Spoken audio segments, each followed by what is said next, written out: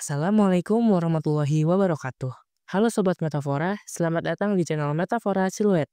Di video kali ini, saya akan menjelaskan proses perancangan karya motion graphic saya yang mengangkat tema, apa itu deja vu dan bagaimana itu bisa terjadi. Untuk menyusun karya ini, saya menggunakan referensi dari jurnal ilmiah yang dapat diakses melalui berbagai situs maupun aplikasi pengguna jurnal. Jurnal yang saya jadikan acuan berjudul Recognition, Memory, Familiarity, and Deja Vu Experience yang ditulis oleh Anne M. Querley dari jurnal Current Direction in Psychological Science.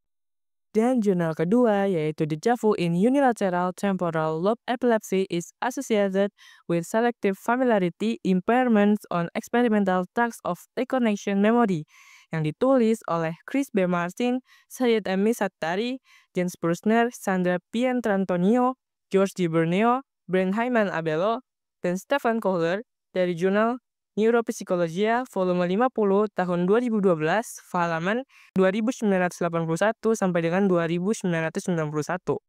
Saya memilih kedua jurnal ini karena saya punya suatu pertanyaan inti. Apa itu deja vu dan bagaimana hal ini bisa terjadi pada diri manusia? Untuk menjawab pertanyaan tersebut, saya membaca jurnal dengan menggunakan metode SQ3R, yaitu Survey, Question, Read, Recite, dan Review. Tahap pertama adalah survei. Pada tahap ini, saya mencari jurnal-jurnal yang relevan dengan topik yang saya ingin angkat. Dari beberapa pilihan, saya memutuskan untuk menggunakan kedua jurnal tersebut karena isi dan pendekatannya sangat mendukung kebutuhan narasi visual yang ingin saya bangun.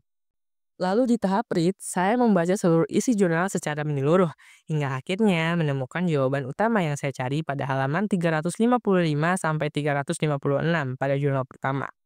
Di sana dijelaskan bahwa deja vu merupakan sensasi familiar terhadap suatu situasi baru yang sebenarnya baru kita alami sebelumnya.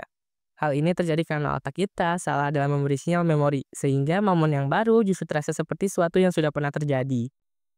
Lalu pada jurnal kedua menjelaskan bahwa fenomena ini dapat terjadi akibat ketidaksesuaian pemrosesan informasi di otak.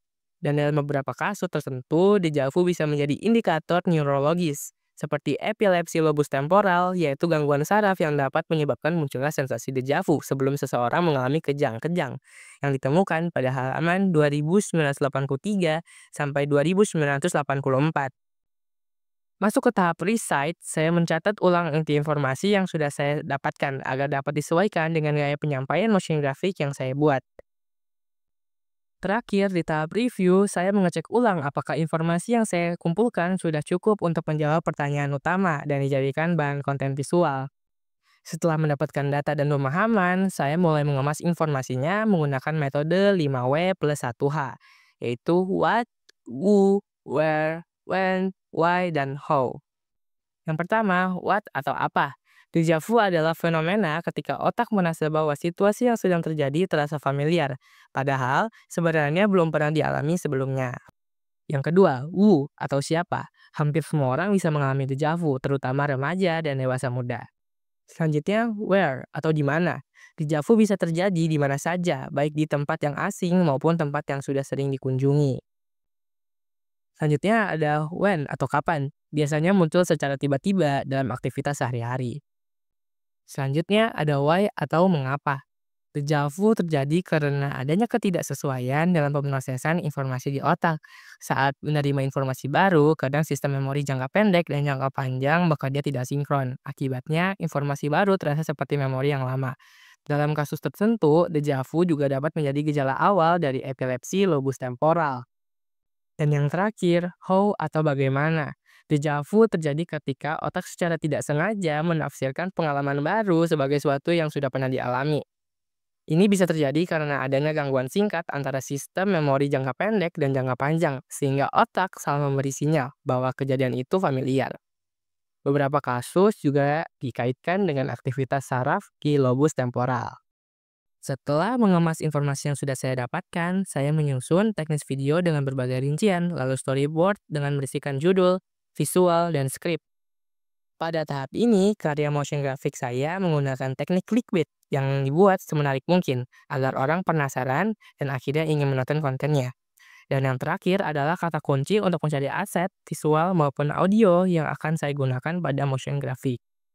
Untuk mengumpulkan aset visual dan audio gratis, kita dapat mengambil dari berbagai website seperti Pixels, Unsplash, FreePic, Mistkit, Freesound, Pixabay, dan berbagai web lainnya.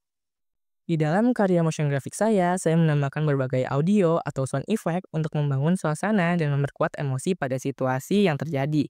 Tidak hanya visual maupun audio, untuk menyampaikan suasana sekaligus informasi, saya menggunakan subtitle.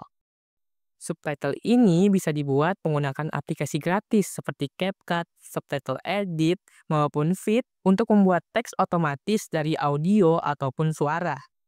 Secara umum, motion graphic bisa dibuat menggunakan aplikasi gratis seperti CapCut atau DaVinci Resolve, maupun aplikasi berbayar seperti Adobe After Effects. Silakan teman-teman pilih sesuai dengan kenyamanan dan kebutuhan sobat ya. Untuk mempermudah dalam pembuatan motion graphic, Sobat Metafora dapat menggunakan plugin seperti Mr. Horse atau Duik Angela. Sekian penjelasan mengenai alur proses dan perancangan karya motion graphic saya. Semoga dapat bermanfaat bagi teman-teman semua, khususnya yang ingin belajar membuat motion graphic. Terima kasih telah menonton.